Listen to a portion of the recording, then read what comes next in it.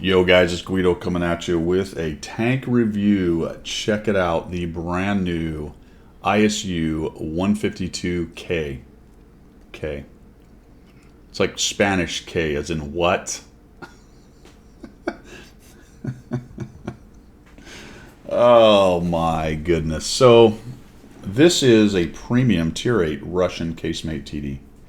You might go, okay, great, we got a new premium Russian casemate TD. We got the ISU-130, we have the ISU-130, we have the T-103. You can see all those in my garage right there.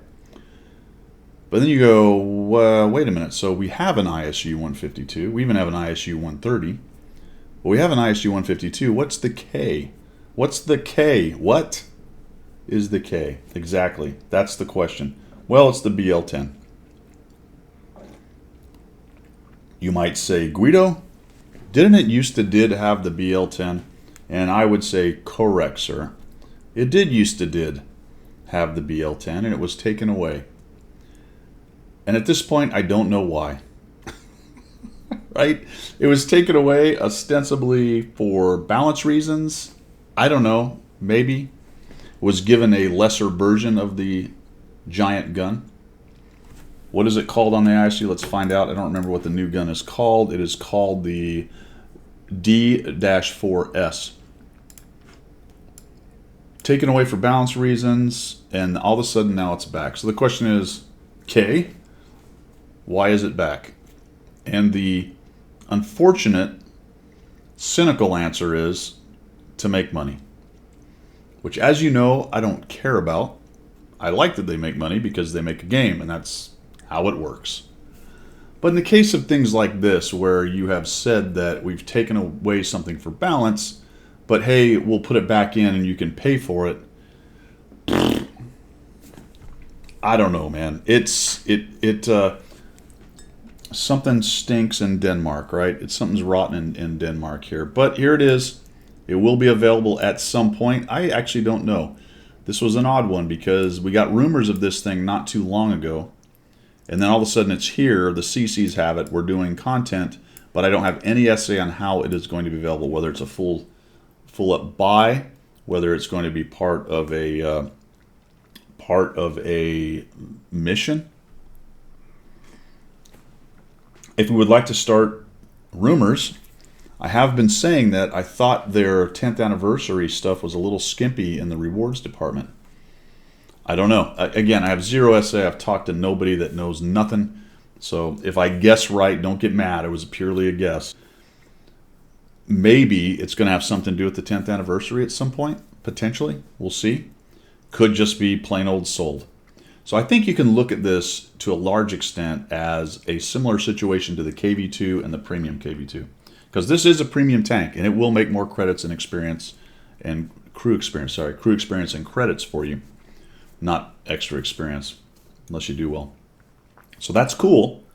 It's carrying the BL-10, but it's got a few drawbacks as well. So we're going to do the standard thing here, a little bit truncated because it's a 152 and everyone's played this thing probably in the game. It's an old tank that's been in the game for a long time. It's just coming back with a great big giant gun and extra credits and crew experience. There you go. That's what it is. Casemate, not terribly angled. Lower plate pretty weak. Gigantic gun, strong. Mantlet, billboard sides. One awesome log. Whereas if you're with the 130, you get no logs. Okay, you get no logs on the 130. And the 152, you get no logs.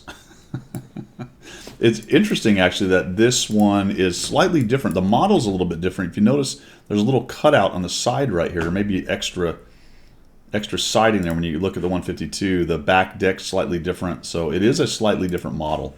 An upgraded model or maybe a later model.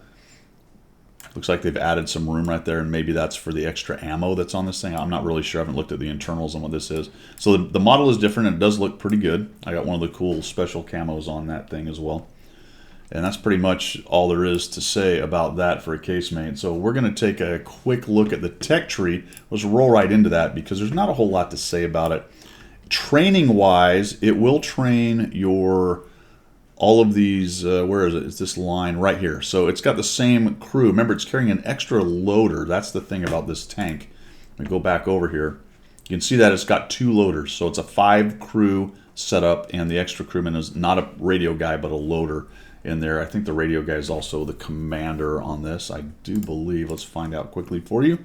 Yes, it is. So the radio guy is the commander, just an extra loader in there. And that will work for that entire line. In fact, I think when it gets up to the 268, is it still 5 or is it 4? Yes, all right. So that whole line is 5 crew member for quite a while, starting at the ISU-100 maybe, is that right? No.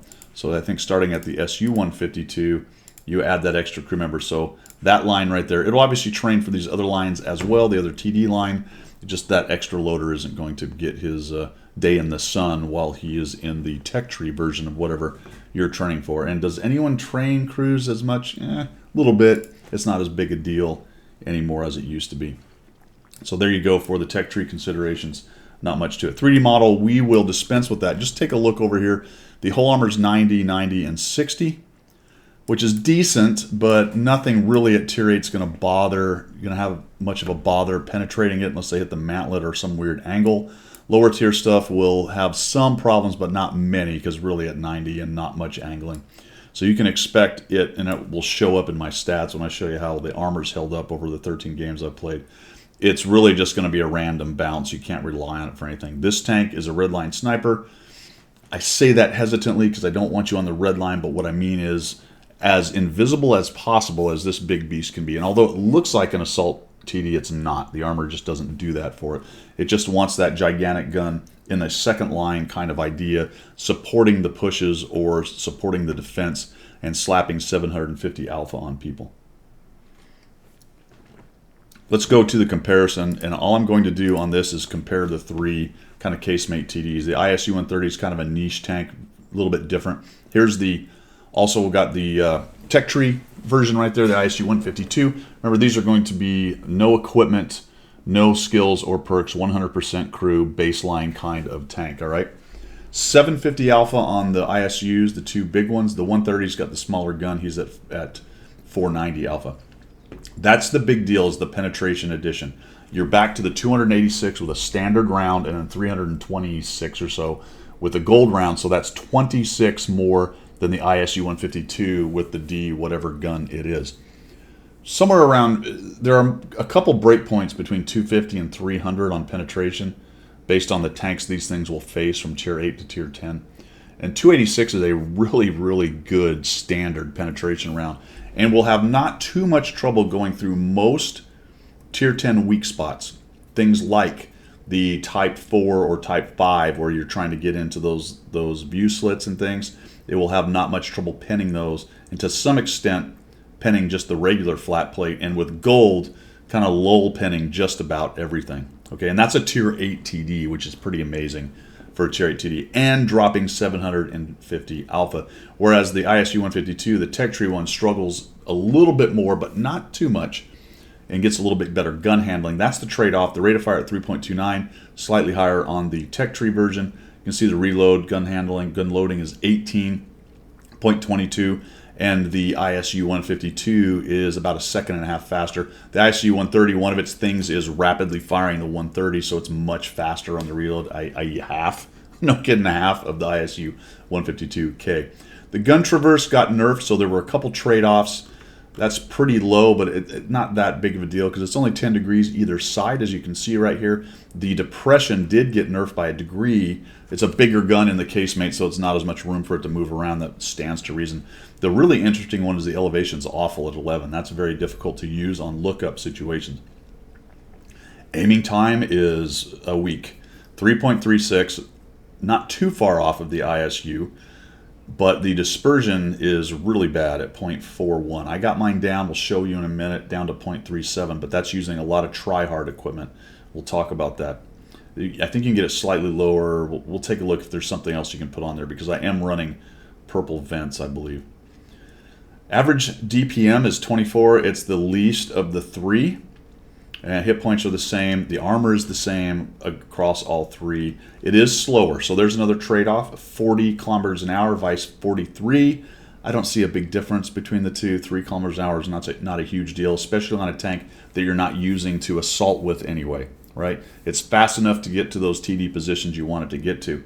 I didn't realize how slow the ISU-130 was. It's even 2 kilometers less. And the rest of these numbers are all the same, although the signal range is awesome at 730. View range is pretty low at 350. So what have you done? You've traded that extra penetration for slightly worse gun handling and a little bit slower vehicle. There you go. So the BL10 is back. And when I look at those numbers and I look at the change they made and I consider the fact that they changed it and I assume it's for game balance decisions, I go, well, there's not really much game balance decision there. It's not like 152s were ruining the game, although it did get nerfed, if you remember, back when the TD meta was getting quite toxic.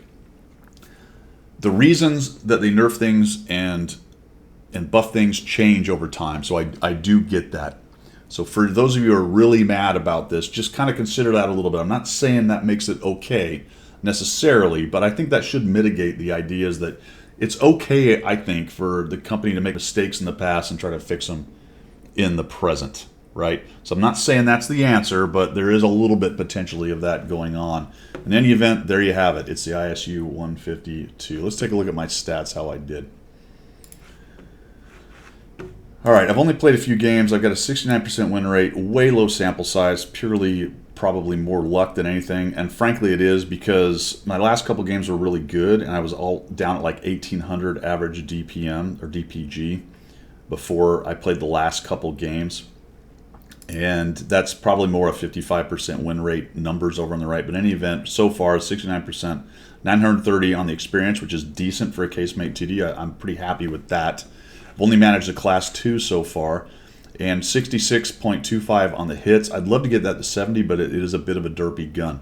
It's a trade-off because you don't want to be seen in this, which means you're going to be medium to longer range. Unfortunately, that means because it's derpy, you miss a few more shots than you would like. It's, you know, a gun like this wants to be in someone's face so it doesn't miss, but a platform like this casemate with no armor, doesn't want to be in people's faces. Those kinds of tanks are very difficult to use sometimes. Because there's only certain maps and places where they're really good. The rest of them, they struggle a little bit. I'll show you a little bit of that when we get to the replays. So damage ratio and destruction ratio is good, above 2. There's that armor use efficiency. When you're down near 0, it's basically no armor. So you're just looking for that situational bounce where you get really lucky kind of thing armor-wise. So almost no armor to speak of. 2,000 is my DPG right now, which is better, like I said, than it was in the ballpark for my Tier 8 TDs. Damage received. Assist is really low, as you might expect. Not really a gun you want to go for tracks on unless you're getting a track and damage. I don't really want to go for purely a track with my BL10. I want to punch that through and get my 750 Alpha in there. If I can track and punch through, that's fantastic. But just purely going for a track, that would be a very situational thing. You would try to avoid that if you could. Spotted is low, as you would expect. Vehicles destroyed is decent, and I managed a 3,800 damage game. I'm going to show you one. It might be a 3,800 that I'm showing you. Very close to that. No breakout 5, 6, 7K damage games yet on this in 13 battles. So that's how I did. Let's look at my setup. Like I said, I'm running purple equipment. I thought it was vents. Never mind. It's gun laying drive. So if I go get my purple vents, I can probably increase my gun handling a little bit more. I was running a vent purge directive, and I was running food. I played probably the first 4 or 5 games without all this stuff. Then I went try-hard mode. I am only running 5 APCR because the regular is such a good pen, but I've got a little bit more just in case I really want to punish that poor E100 or Mouse if I get the shot on that guy. I've got 4 HE because HE should be effective with this big of a gun. And a gun rammer. So if I ran purple bounty equipment on all of these, that would increase the thing a little bit. I think this is probably your best loadout vents. Gun laying drive. It does not use a vert stab and rammer. Possibility, some people may, because its view range is so low, this is kind of the meta, some people may run optics or potentially binoculars in place of the vents. But I chose to get the slight bonus to the gun handling involved with the vents right there as well, as opposed to just the vision bonus. But there is an argument for potentially optics or binoculars right there. All right, I've got 3 examples. So down and dirty on this review. Let's take a look at 3 examples and then I'll sum it up. All right, here's my first battle. And like I said, this was before I went to full-on try-hard mode. We have loaded into Glacier, and I'm over on the east side, headed to kind of the sniper, one of the Sniperino TD spots here with the bushes.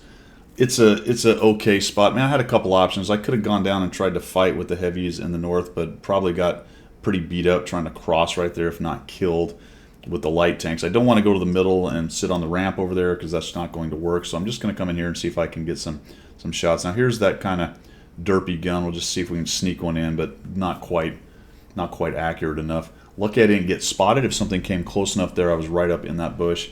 So all that bush camo went away. And we got the Barask running around. Looking to see if I can drop 750 Alpha on him. A couple guys moving up on my left going into the southeast, so I need to keep an eye on the ridge over there for shots. And this is, like I said, this is my first battle, and it really went kind of as expected. Notice that the traverse is pretty slow. I thought about maybe trying to get a shot on the 251, but he was up and through that little canyon a little bit too fast for me to get anything. So I'm just really reliant on my team getting me shots. That's Casemate TD 101. That's your life. That's your lot in life when you're the Casemate TD, and it doesn't have enough armor or speed or whatever to be more of an assault or support TD to kind of move around quickly. This guy's got to more or less go one place, and then if you need to move, you've got to think about it much earlier than any other tank because it takes you a while to get there. So we're just looking for a shot here, basically hoping somebody drives out in front of us. Interestingly, the other ISU-152 decides that he is going to push in and get in people's faces. He shows up down there at the bottom of that ramp with 2 artillery. I thought that was an interesting move on his part. And really what I'm doing is as I kind of keep my right mouse button locked down, I look around so I don't spin around while I'm doing it. I'm just looking for a shot. I'm like, surely somebody will show up. There's the ISU-152, and then I find these guys. All right, great. So here we go. So that guy, there's a rock. He backs up. That's a bummer. Don't quite have a shot on him. Now I need to sort of rely on the IS-2 to push back. I want to get in front or up to making those bushes invisible so I can see what I'm getting, what I'm working with, and then I'll back out. Like, yep, that's what I thought. Those rocks are right there. So I really need him to back out before I'm going to have a shot on his back. And I'm hoping that as he gets punished, he might get a little worried and back up. And then I say, oh, here we go. There we go. We get a sneaky shot on him, right? No, we just crit damage him.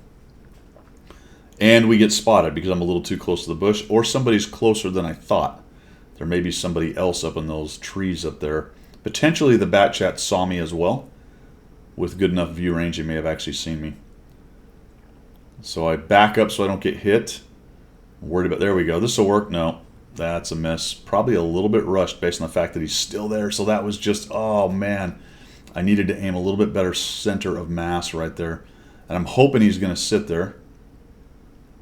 Now you'll note that there's not a lot of ammo in this thing. So I take a blind shot, but he's not there. I can see that it hit the rock behind him. So we've got 388 assist. Nice long reload. I've got to wait. And that's the problem for me with the casemates, the support TDs like this. It really has a lot to do with how your team does in these situations. And we're starting to lose, right? We're losing wholesale here in the southeast. The other ISU on my team, Captain Bonk. Captain Bonk. That's good. He's up on a rock. He's bonking the rock right there. So they've completely beat us. They've actually started to beat us everywhere else. And we're in big trouble. It's 3-6. So unless we can start whittling away these guys really fast, nothing good is going to happen here. So here's what I was talking about. You've got to start repositioning early. Instead of kind of waiting for them to come around the corner and maybe get a one cheeky shot and then die, I go ahead and head up here and see if I can't get them channelized in a channel where I can see him. Here comes the 13 at 90. He's not really looking. I'm just going to auto-aim him. He has no idea that I've showed up. By the time he notices, it's a little late. Slow, slow, slow. Get around. Boom. Knock him down. That's what that 750 Alpha does. It's able to take out near deads that are otherwise a 2 or 3 shot for every other tank. It can just one-shot nuke guys. And 726 hit points gone from the 1390. He's probably bumming. He's like, oh, great. That's where that guy is. You know, the last time he saw me was down there on the sniper hill there. So I am quite certain he didn't really expect me to have got there. And that's where I'm talking about. If you're going to play something like this and you want to maintain any kind of initiative with it, you do have to start working that move a bit early. It's all over at this point. I could sit here and try to take these guys on. The Barask is going to come up. The WT looks like he's maybe going to follow up, and we're losing wholesale in the north. So at this point, I've got to try to go make something happen. There's two options here. One is just what I'm doing, drive and maybe catch the IS-2 out in the open, or somebody else pushing in here. Maybe even get back to the artillery, or fall back and hide out in the bush at cap. More than likely, you're not going to get very far with that. So we'll just head up. I'm going to actually speed this up because it takes me a while to get around. Drive all the way around. We don't see anything. I'm very surprised actually that the IS-22 was not up here. We'll look around in that bush. Nothing going. Barask has jumped onto the cap. That makes me feel like I've got an opportunity here potentially. I'm kind of looking, where's that WT? Nope, looks like he's gone north. So we'll hang out here for a bit. And we'll go ahead and move forward. Again, looking, move forward. Come on, Guido, hurry up. Everyone's bored. There we go. They're on the cap, and at this point, I'm just back here, Farmalama Ding Dang. This was a bit of a bummer right here. I don't see anything. I come downhill. I finally see him. I'm able to kill him.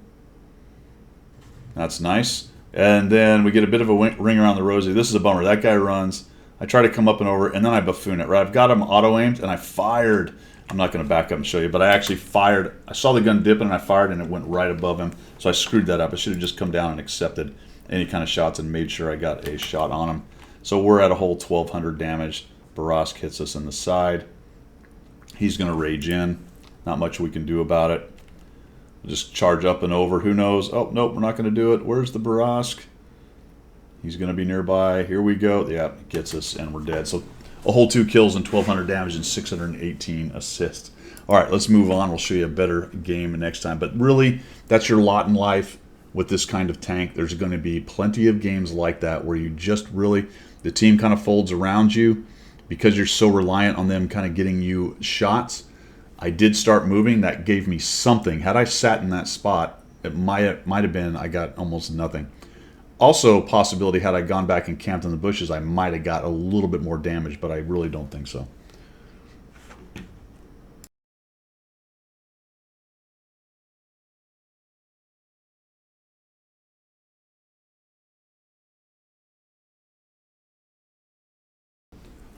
All right, this is the second battle. And that last map was decent for TDs. This one is really quite good for TDs. We are here on Muravanka, spawned into the north.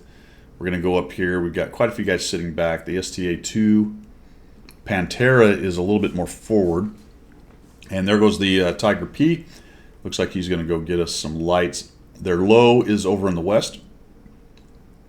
The Defender seems to be in the back camping. That is to our advantage. Question is, where's the IS-22? We see the UDES, so that's also not an issue. And the T-29. So a lot of their really good tanks are over on the west side. We don't have much going on here. And here comes the Panther, who sees the Tiger P and for whatever reason uncovers and just eats 754 damage. He is not long for the world. We just take that huge chunk off of him, and then he's pretty quickly dead. And that's the other thing that this tank does, right? Yes, you can sit in a bad spot.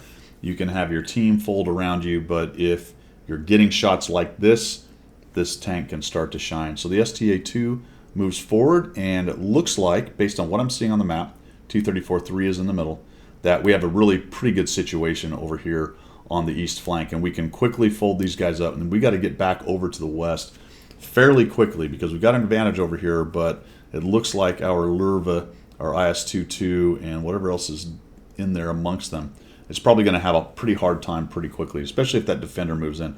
So the T-69 is wandering around over there. He's fallen back, but he's in trouble, getting swarmed. There's their IS-22 and their IS-2, which they're both posted up in those buildings there, which is a really bizarre place for them to be, but you got to react to what you've got.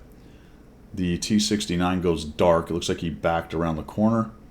Guys are getting hit by these heavies, so I'm going to come up here and see if I can't get this big boomstick on them. T-69 gets uncovered. We see him, so we'll just spin around. See if we can get a shot on this guy. Here he comes. Blap. There's a 753 smash on him. And that's the thing about this tank. It will take guys from pretty good shape, especially at tier 8, from pretty good shape to one shot just like that, right? Comes in with 900 hit points. Boom, there's another one. We dropped 700 or 811 on that guy. He's down to a one shot from pretty good shape. And that's what this thing does, 2,318 damage. And just like that, I facilitated knocking down a couple of their tier 8s, but we got a problem going on in the west side there. Looks like our Lurva is about to die. I think I stay here a little too long looking for shots. I could have pushed in, but again, this is not a tank that you want to push into. This is not a tank that you want to push into as an assault TD, especially with multiple guns. Late game, if you can, that's fine, especially if they're low hit points. You can get in there, get on your horse, start moving around with your TD and make it happen. But right now, there's just way too many guns. Oh, by the way, an S51 and a Su-14-1. As soon as they see a slow ISU-152 running around, they will prioritize that more than likely. Unfortunately, I hit a couple trees, not really what I wanted to do right there. And I'm going to fall all the way back because our west side's completely lost, and I'm going to head back to red line snipe. We're starting to lose. We're at 4 and 6. For whatever reason, our STA-2, Tiger P, sorry, and Stare and whatnot, and the T-34, or what is it, a T-34 something. Did he just die? What, T-34-4? T-34-100 have decided to continue to push on a flank that we've already won into the open area. Down goes the Tiger P from the LTG, who obviously has eyes on those guys. Just terrible gameplay decision. We've talked about this multiple times on this channel.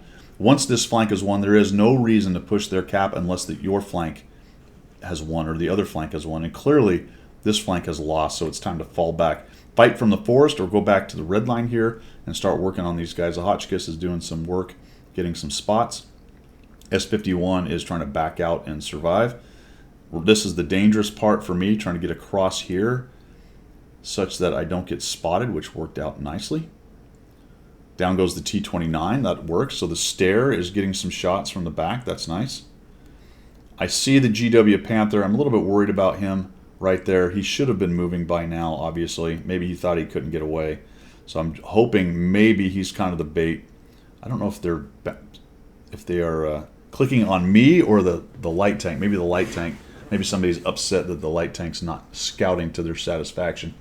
Now we got the low moving out. So I'm going to move to the left to uncover. We'll get in here. We get zoom, zoom, zoom. Boom. And we'll knock that guy down. So we take 411 off the low. T-34-3 shows up. He's getting ready to beat up the GW Panther. Long reload. It's going to take me a while to get there. I lose sight of him. Come in here. There we go. All right. There we go. And now we've got a darkened bush, which means I can shoot without getting spotted. What's interesting here is I'm about to get blind shot. I've got 2,800 damage, 2 kills. More than likely, a couple of those guys are clicking on that bush. It's a fairly obvious TD bush anyway. Those guys are probably clicking on where I am, hoping that artillery will do what they're about to do. They're going to drop something in. The Hotchkiss is working on. The LTG is getting pushed by the Stare and the STA-2, and that was a great kill right there. That kind of swings the advantage to us. The Defender's a problem for sure, but he's a little bit beat up. The UDES, we got to be careful about. AT-7 as well, 2 artillery. So yeah, they've got some capability in there, but killing their eyes like that was huge. I'm just waiting for maybe the Defender to come along the red line. People are yelling at the poor EBR. He catches the UDES out, unknown where that guy was going. So that was good to know. So the UDES is out in the open. I don't want to break cover right now, because I don't want the Defender to start working on me and be out in the open with the arty. I'll let our guys track down the Stare and some of the other guys, and we'll see what we can do now that we've got the STA-2. The STA-2 is just hell-bent on going along the south line there, so he continues back, even though he flexed back and did a nice job. We really need to find the Defender. That's the big one. So the EBR, that's why I write down we need to get the Defender. There's that artillery shot I was talking about. Eventually gets tired of waiting. I was going to click on where the arty was, but look at that. The STA-2 found him. So he shaves 308 damage off of me. Then I'm going to break cover. So we've knocked down an artillery. Now that there's only a Defender and 1 artillery, I feel like it's a much better situation for me to push. I also noticed that the EBR has tracked down the AT7, which means only the defender, and I'm expecting the defender not to be too far. Based on where he went initially, which was a terrible place, and the fact that he never really got aggressive pushing with anything else, I figure he's probably doing something like this. All right, so I'm going to rush this shot a little bit. Yeah, I get the bounce or maybe into the track. That sucked. I was hoping maybe I wasn't lit. He takes a shot and misses. Now I'm just going to close in and get a nice view on him. I thought for sure he'd try to get around behind something, but he's going to show me that lower plate, and we'll just take him down. And that is the end of that. 2,895 damage, 3 kills, and a better setup for your ISU-152K, being able to stay back and not get spotted, and then end game being able to move forward and use that big gun to finish off near deads.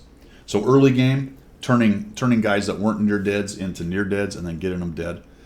Mid game, guys with low hit points, just erasing them, and then late game being able to move out and take on things like defenders with lots of armor right there.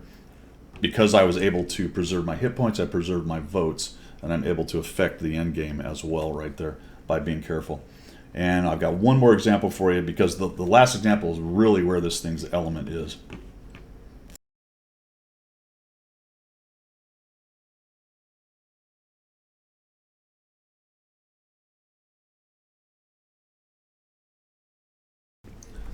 All right, the first game showed the idea of the casemate, or in this tank as well, where even though it was a fairly decent TD map, it was just hard to get shots because the enemy team didn't really present them.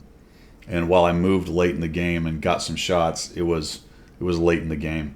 The second one showed that staying invisible, I might have to work a little harder for shots than I would like. I had to move around a little bit, but we ended up with a pretty good game. If you're going to have a big game, usually in something like the ISU-152K, its element is a long lane where you can't get spotted in multiple shots downrange over and over and not requiring a whole lot of movement. This is a great map for that. You can see these guys coming in. So we'll just watch what this 286 pen does. Fairly highly armored tank. We just blop. There's 760 for the Jag TIG at 8.8. That hurts. So that's supposed to be pretty good armor. It doesn't happen. You can see the Pantera. I'm like, am I going to shoot him? I feel like he might spot me. We're dancing right on the edge of the spotting rings right there.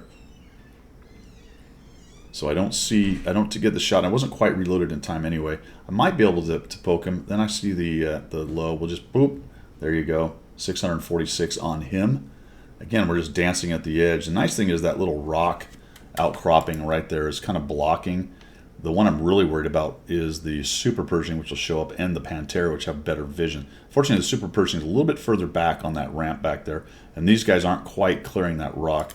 Then we got another guy with relatively low view range, and they're going to figure it out. The Carnarvon's getting hammered. Here we go. We'll just drop one on this guy. Boom, 719 on him. We're at 2,125. I mean, this is just a great situation here. And look at them. They're all inside the ring. I've got just enough camo to make this thing happen, or they've got just bad enough. There's a 329 hit point guy. I'm just going to remove that gun. KV5 knows someone's in the bush, so he takes a shot and he tracks me.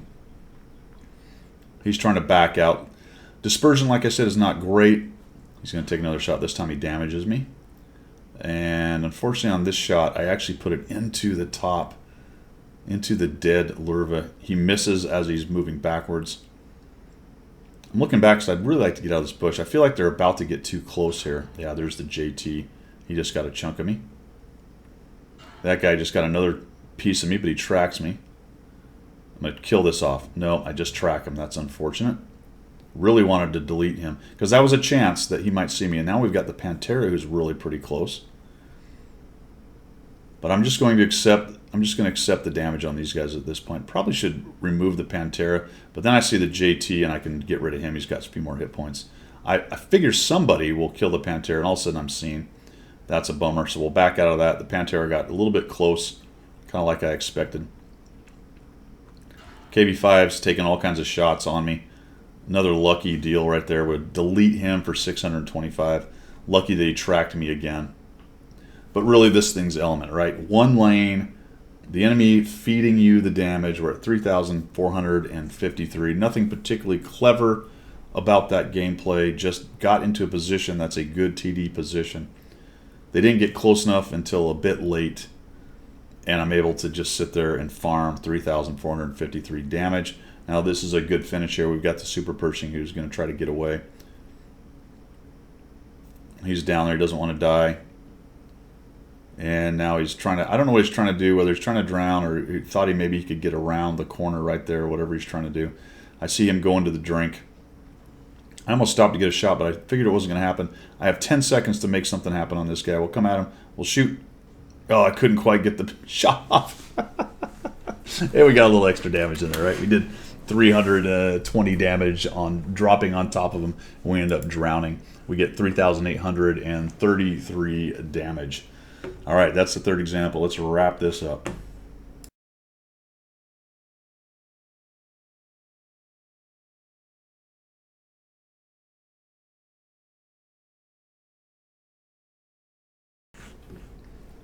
Well, final verdict on the ISU-152K. It's an ISU. It's a premium ISU-152. It's got the legendary, iconic BL-10 gun put back on it, and you can buy it.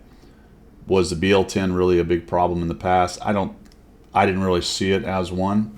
Wargaming did, and now it's not, or at least it's not in the case of selling it to people. So I don't know.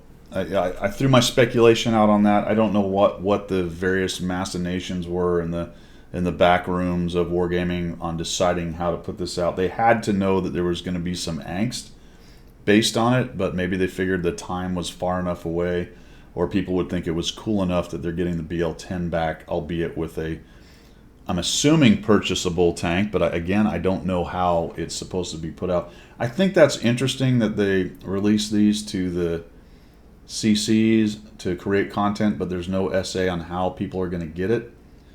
I think all that does is generate more angst and more, discussion items. I don't know. Would I necessarily go buy this? I don't think so. If I was a collector, yeah, absolutely, and I am. But obviously, as a CC, I get it, and I get to do the content on it.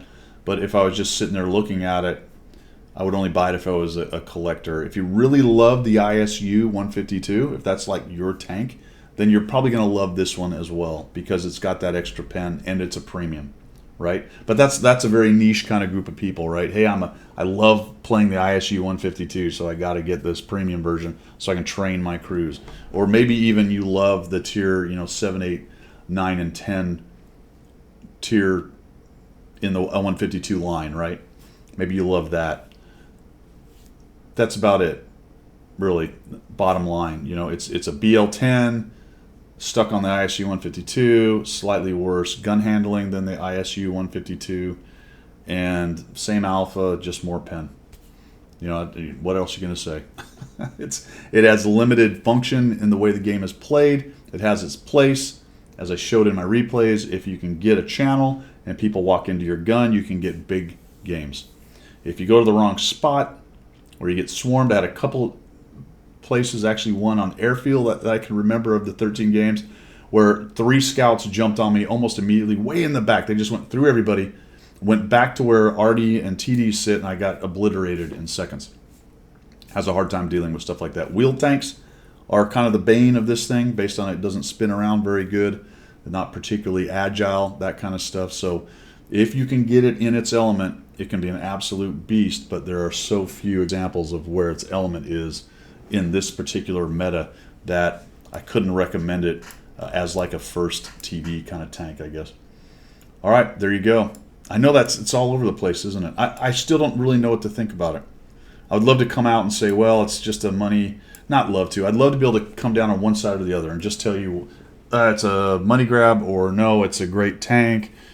It's all over the place. It really is in between all of those things. So we're going to see. We'll see where the community comes down on it. It won't matter. Obviously, it's been released, or will be. I'm pretty sure anyway. I suppose they could turn it off at this point, but that would be highly unusual. I don't know if that is also a harbinger of things to come, meaning other things potentially that have been taken away, maybe coming back, or seeing upgraded, just straight upgraded tanks of whatever kind, tech tree version of whatever, and here's your upgraded version. I don't know. Could be a one-off, but it's really is beating a dead horse here. It's just strange to me. The whole thing is kind of a little bit weird. I'm not really sure where we're going with this. Maybe it's just a one-off and we're not going anywhere. It's just they wanted to bring back a legend. It's their 10th anniversary, and here you go, guys. The legendary BL10. Enjoy yourselves, and that's the last of that particular direction. We'll see. We'll see. That's all I've got, guys. Thanks for coming by, and we will see you.